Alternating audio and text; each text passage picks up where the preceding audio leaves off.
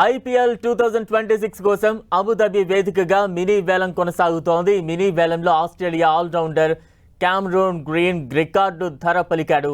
2 కోట్ల base price తో వేలానికి వచ్చిన గ్రీన్ ను కోల్కతా నైట్ రైడర్స్ ఏకంగా 25 కోట్ల 20 లక్షలు పెట్టి కొనుగోలు చేసి సంచలనం రేపింది.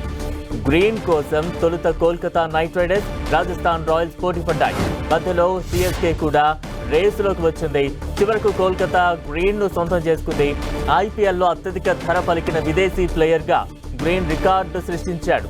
అంతకుముందు 2024లో మిచెల్ స్టార్క్ ను కేకేఆర్ 24 కోట్ల 75 లక్షలు ఖర్చు పెట్టి సొంతం చేసుకుంది. ఇప్పుడు ఆ రికార్డును గ్రీన్ తిరగరాశాడు. ఓవరాల్ గా ఐపీఎల్ చరిత్రలో క్యామరూన్ గ్రీన్ ది 3వ అత్యధిక ధర. టాప్ లో రిషబ్ పంత్ 27 కోట్లు, శ్రేయస్ అయ్యర్ 26.75 కోట్లు తొలి 2 స్థానాల్లో ఉన్నారు. ఈ మినీ వేలంలో భారత ఆల్రౌండర్ వెంకటేష్ అయ్యర్ను రాయల్ ఛాలెంజర్స్ బెంగళూరు ఫ్రాంచైజీ సొంతం చేసుకుంది. అతని కోసం 7 కోట్లు పెట్టి జట్టులోకి తీసుకుంది. గత మెగా వేలంలో కోల్కతా నైట్ రైడర్స్ వెంకటేష్ అయ్యర్ను ఏకంగా 23 కోట్ల 75 లక్షలకు కొనుగోలు చేసింది. ఈ మినీ వేలానికి ముందు కేకేఆర్ అతన్ని విడుదల చేయడంతో వెంకటేష్ అయ్యర్ తిరిగి వేలం జాబితాలోకి వచ్చాడు. దీంతో ఆర్సీబీ అతనిపై ఆసక్తి చూపి పోటీ పడి దక్కించుకుంది. గతంతో పోలిస్తే అతని ధర తగ్గింది. ఇక సూపర్ ఫామ్ లో ఉన్న సౌత్ ఆఫ్రికా విధ్వంసక ఓపెనర్ క్వింటన్ డికాక్ ను ముంబై ఇండియన్స్ కేవలం ₹1 కోటి బేస్ ప్రైస్ కే సొంతం చేసుకుంది. డికాక్ గతంలో కూడా ముంబై తరపునే ఆడాడు.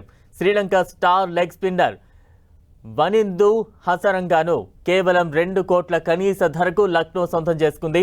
స్పిన్ ఆల్రౌండర్ గా ప్రపంచవ్యాప్తంగా పేరున్న హసరంగా గత సీజన్లో 10 కోట్లకు పైగా ధర పలికాడు.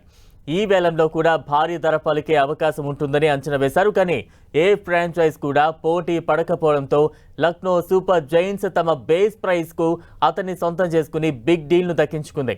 విదేశీ ఆటగాళ్లను కోట్లు పెట్టి కొనుగోలు చేస్తున్న ఫ్రాంచైజీలు భారత ఆటగాళ్లపై మాత్రం మొగ్గు చూపడం లేదు.